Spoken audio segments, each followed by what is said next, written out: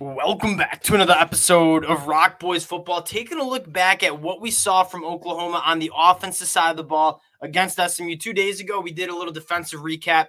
That unit really starting to come along, but what I realized in the comment section, and thank you guys so much for all the support, you guys are so active in the comment section, is that a lot of us thought like maybe the offensive side of the ball left a little bit to be desired.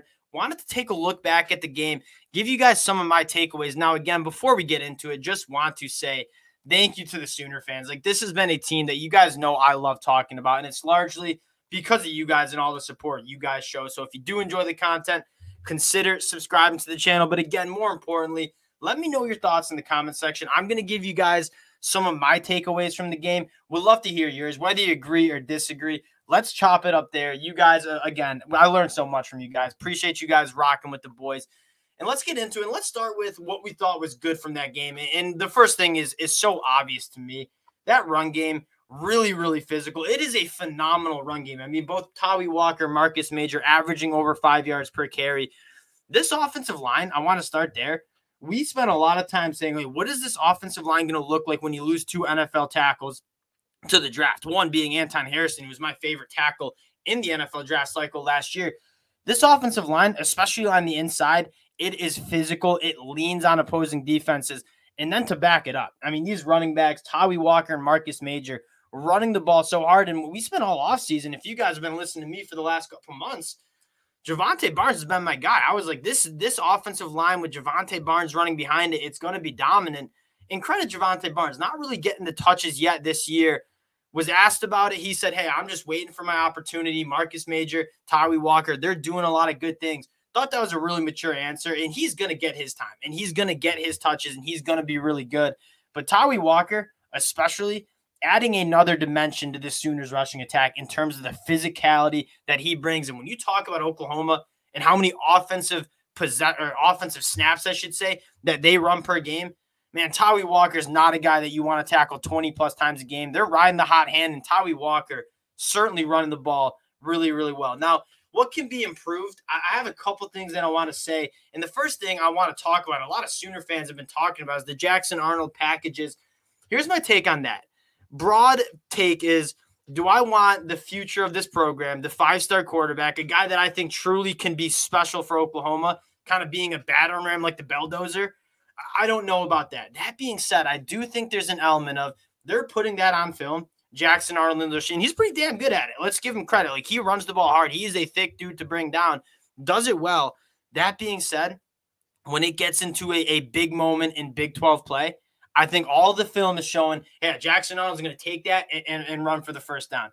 I wouldn't be surprised if they mix in a package where he kind of has that little pop pass. Michigan did that with Khalil Mullings, one of our batter ram running backs who played high school quarterback. And every time you saw it, and it wasn't that successful, to be honest, but they kept showing it on film. And then in a massive moment against Ohio State, they had him throw that little pop pass, and it worked like a charm. I wouldn't be surprised if Oklahoma is setting something up like that in terms of, hey, you trot him out of Texas, 4th and 1. Texas has only seen Jackson Arnold running the football in that situation, and you leak a tight end out, maybe hit a 50-yard pass. Like, I could see Oklahoma kind of setting it up for that because, again, do you really need to run Jackson Arnold on 3rd and short, 4th and short? No, because this run game is that good. I think they're setting something up there, so I'm just going to leave that there. We'll talk about it when it happens, hopefully. Now, getting more to what we saw from the offense, I think, and I'm so guilty of this too as a Michigan fan, I think oftentimes play calling, you can be very critical to play calling, then you go back and watch the film and say, maybe these plays weren't that bad, the execution was the problem, and I do think there's an element of that. Now, there are some things I'd like to see more that we're going to get into. That being said, the execution does need to be a little bit better. You saw a couple missed passes. The one that stood out, LV Buckley Shelton coming out of his break. That's an easy throw and catch for 15 yards, and he kind of like doesn't work back to the quarterback. That needs to be routine. That needs to be hit. So that's one of those things that I saw. Swing passes is probably the thing that I have in my notes. I got like so many notes. I got an agenda to keep me on schedule a little bit here. The swing passes, when you see offenses run swing passes, it's normally just an extension of the run game. And normally when offenses can't really run between the tackles. So do we need to see as many swing passes that Oklahoma is running? Probably not, because they don't have a problem running the football. That being said, on those swing passes, some of them were there. And the blocking on the perimeter just wasn't what it needed to be. Austin Stogner missed 2 blocks that, I mean, these plays could have gone for 10, 15 yards if you're blocking in space the way you need to. Drake Stoops, obviously, on another swing pass, picks up a blocking in the back.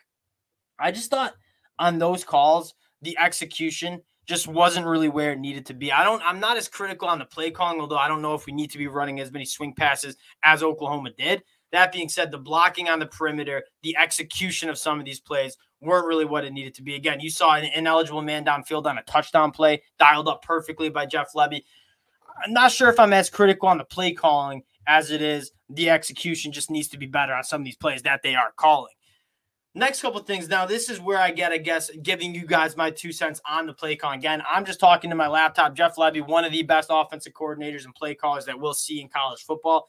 One of the things I want to see a little bit more of is more of that RPO attacking the middle of the field. Now, going back to how well we established the run, I say we, I'm essentially an Oklahoma fan right now. I love talking about this team.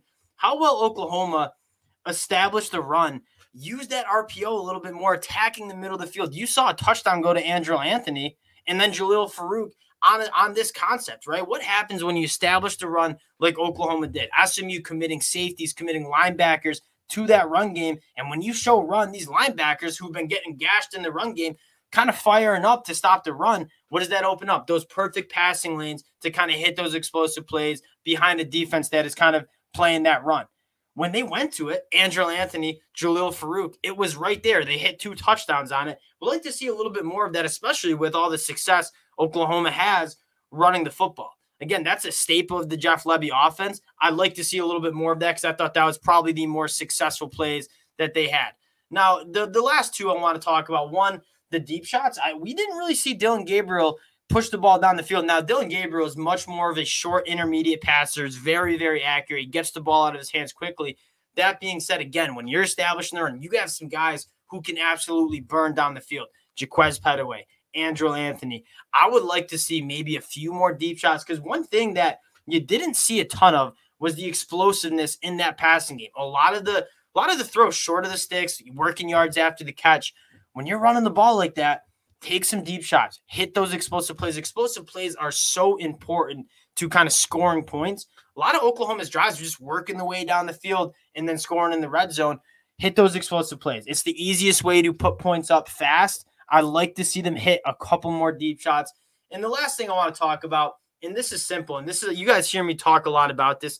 Sometimes college football, especially at the college level, it's not that complicated, right? You got to be able to get the football to the playmakers. And Jalil Farouk, I think you heard me kind of all offseason talking about Jalil Farouk for me is the most talented wide receiver on this field. And I think Andrew Anthony's awesome. You guys know how I feel about him and Drake Stoops and Gavin Freeman.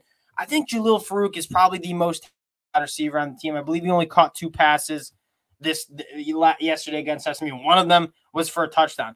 He's got to get more touches. So it's like find your guys and go get them the football. Let them get in space and let them be playmakers. I just think that Oklahoma was kind of dialing up players as much as they were kind of the scheme. And sometimes it's not that complicated.